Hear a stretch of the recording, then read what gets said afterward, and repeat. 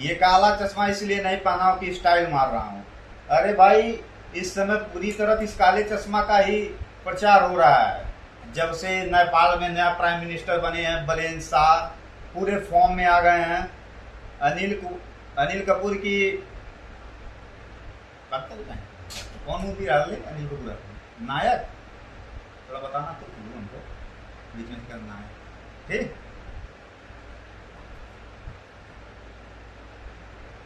ये चश्मा इसलिए नहीं पहना हूं कि स्टाइल मार रहा हूं। ये चश्मा इसलिए पहना हूं कि इसकी इसी की चर्चा हर जगह हो रही है।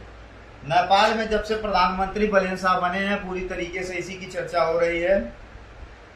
ये काला चश्मा, लाल चंदनधारी, एक स्टाइलिश हैंडसम आदमी जो काठमांडू के मेयर से डायरेक्ट प्राइम मिनिस्टर की कुर्सी पे आता है, और आते ही सबसे पहले उसका डिसीजन रहता है कि नेपाल के पूर्व प्रधानमंत्री केपी शर्मा ओली, जिनको लोग या चाइना के लोग चाणक्य भी कह रहे थे, उनको डायरेक्ट जेल में।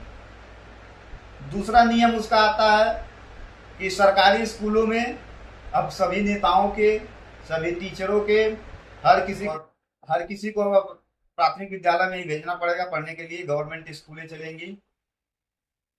तीसरा, वीआईपी कल्चर को आते ही खत्म। अब किसी भी नेता के साथ, वो जब अपने भारत में देखते हैं ना, कोई नेता आने वाला रहता है तो सबसे पहले सड़कों को जाम कर दिया जाता है, एम्बुलेंस नहीं निकलने देते हैं यहाँ। वही हाल नेपाल का भी था, लेकिन लगता है कुछ परिवर्तन नेपाल में दिखेगा बलेन शाह के आने के बाद, क्योंकि वीआईपी कल्चर उन्होंने आते ही खत्म कर दिया, जिससे ये लगता है कि वो कुछ एम लेके चले हुए हैं अपने जीवन में। और अब राजनीति में कितना ऊंचा जाते हैं ये तो समय तय करेगा। भारत में लोग उनकी तुलना अरविंद केजरीवाल से कर रहे हैं कि सिस्टम में रहकर धीरे धीरे सेंध मारी उन्होंने, और डायरेक्ट मेयर से प्राइम मिनिस्टर। कुछ लोग उनकी तुलना योगी जी से कर रहे हैं, बुलडोजर वाली नीति, क्योंकि न्यूज़ों में बहुत आया था कि काठमांडू में भी बुलडोजर चले थे। लेकिन ज्यादातर लोग उनकी तुलना राहुल गांधी से कर रहे हैं, क्योंकि राहुल गांधी भी तकरीबन एक दशक, यानी मैक्सिमम से मैक्सिमम 10-12 साल से लगातार संघर्ष कर रहे हैं, और वो भी जनरेशन जेड के लिए कुछ अलग करना चाहते हैं। और अंतर्राष्ट्रीय मंचों पे भी जाकर वो पूरी तरीके से बातें करते हैं, जिस तरह वो अमेरिका में जाकर हमारे यहाँ के कंपनियों के बारे में बात करते हैं, और अंबानी और अडानी पे फोकस करते हैं कि उन्हीं को पूरी तरीके से बढ़ाया जा रहा है, गरीब को गरीब बनाया जा रहा है, अमीर को अमीर बनाया जा रहा है।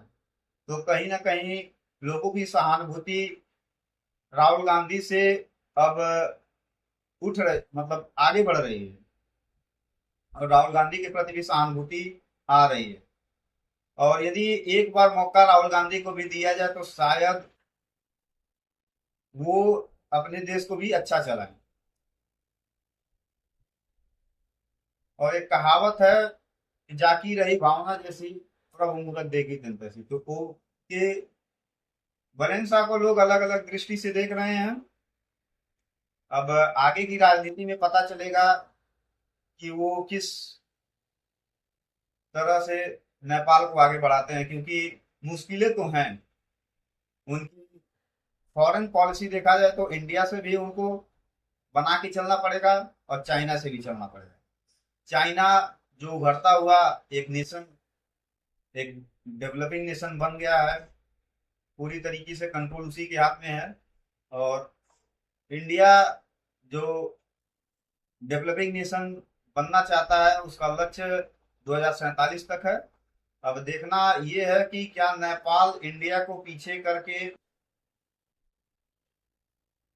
डेवलपिंग नेशन में अपना नाम और स्थान बना लेगा, या इंडिया 2047 तक